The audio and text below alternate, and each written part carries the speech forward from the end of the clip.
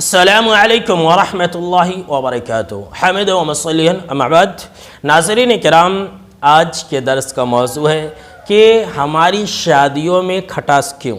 آج کل ہم اور آپ بڑے ہی پیار سے بہت ہی زیادہ سرچ کر کے ادھر ادھر یہاں وہاں دیکھ کر کے اپنی اولاد کے لیے دلہن کو تلاشتے ہیں، اور پھر شادی ہوتی ہی ہمارے گھروں کے اندر لڑائی اور جھگڑے شروع ہو جاتے ہیں۔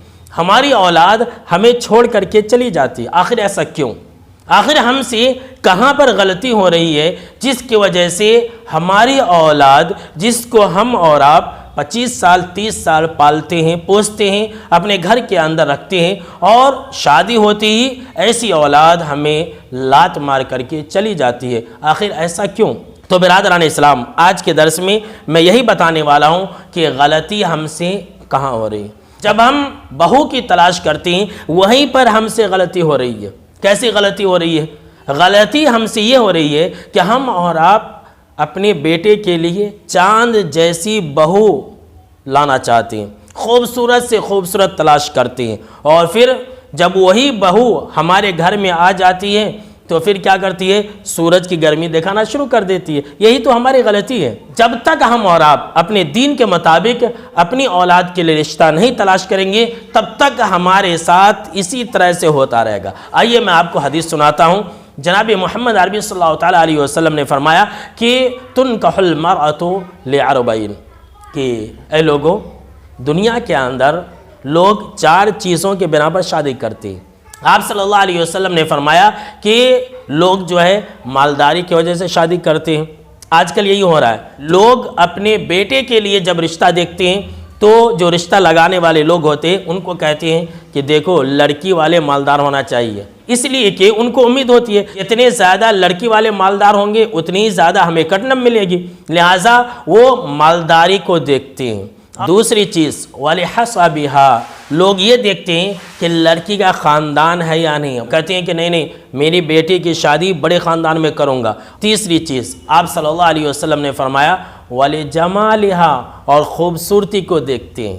آج کل ہمارے اور آپ کے سماج میں کیا بتلاؤ میرے دوستو، کہ جو دیندار لڑکیاں ہیں، جو اخلاق مند لڑکیاں ہیں، وہ خوبصورت نہ ہونے کی وجہ سے گھروں کے اندر بیٹھی ہوئی ہیں، ان کی شادیاں نہیں ہو پا رہی ہے، کوئی ان کے پاس رشتہ لے کر کے نہیں جاتا ہے۔ اور چوتھی چیز آپ صلی اللہ علیہ وسلم نے فرمایا وَلِدِينِهَا، اور دین کی وجہ سے۔ ذرا غور کیجئے کہ آپ صلی اللہ علیہ وسلم نے کیا ترتیب رکھی ہے۔ پہلے مالداری کو دیکھتا ہے کہ لڑکی مالدار ہے یا نہیں۔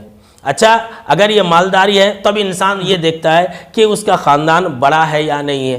اچھا، اس کے اندر بھی اسے کامیابی مل جاتی ہے، تب تیسری چیز دیکھتا ہے کہ لڑکی خوبصورت ہے یا نہیں۔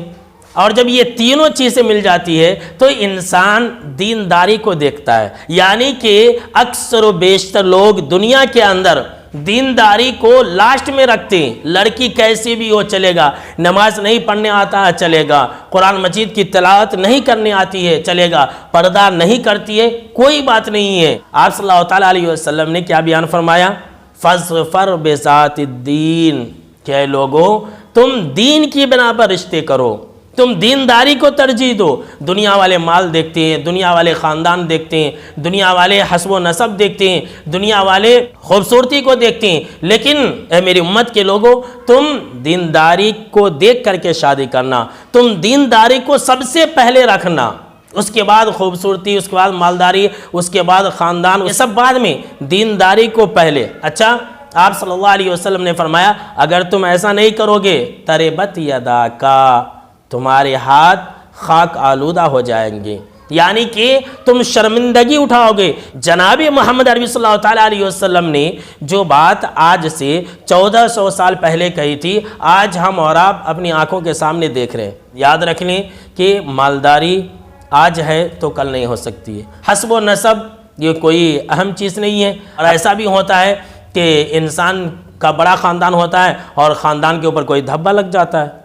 اسی طرح سے خوبصورتی، یہ خوبصورتی ایسی چیز ہے جو دن بدن ڈھلنے والی چیز ہے۔ جب لڑکی بیاہ کر کے لائی جاتی ہے تو خوبصورت ہوتی ہے، 1 سال کے بعد 2 سال کے بعد اس کی خوبصورتی کم ہو جاتی ہے۔